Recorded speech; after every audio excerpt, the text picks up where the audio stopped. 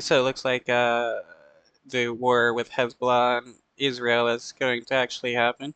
It's funny how like Hezbollah is considered a terrorist group by Israel and the United States, when Israel and the United States both commit terrorism themselves, and yet never considered terroristic. Look at what the United States did to Afghanistan and Iraq, or what Israel does in Gaza and the West Bank as well. The Israeli government loves to commit war crimes in the West Bank and act like they're morally upstanding. America can't stop Israel from going to war with Hezbollah. That's what a U.S. envoy told Lebanese officials recently. Still, the U.S. is urging Israel to find a diplomatic solution with the terror group. At the same time, one Israeli official is warning America to keep an eye on Iran, the greatest threat to the future of the world. CBN's Julie. That's funny. Iran is the greatest threat to the world, and not any other nation. Stahl reports.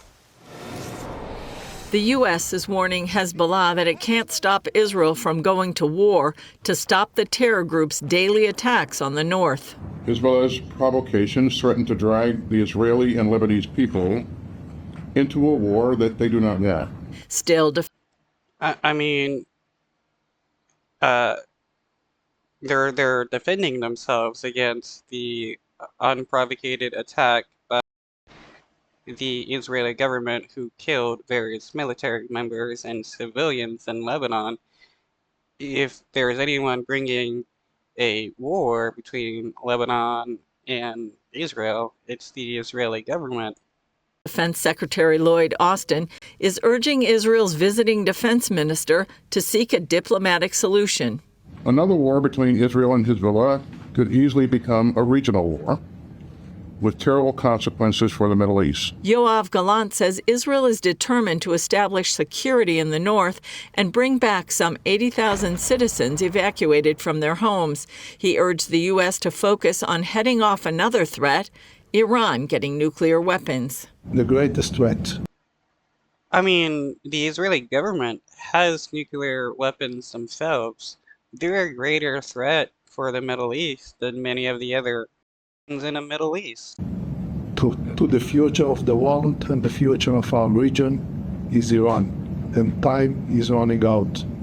Inside the country, Israel's Supreme Court ruled Tuesday that ultra-Orthodox young men must now serve in the military. The community, which now has 65,000 young men, has been exempt from military draft since 1948, when Israel's first prime minister allowed 400 students to study full-time as a spiritual blessing to the state.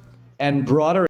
Why don't any of the people that want the ultra-Orthodox people to join the military also join the military themselves and go to war? You got the entire Israeli Supreme Court dictating that people have no right to choose what they do with their lives, yet they don't do anything to join the military.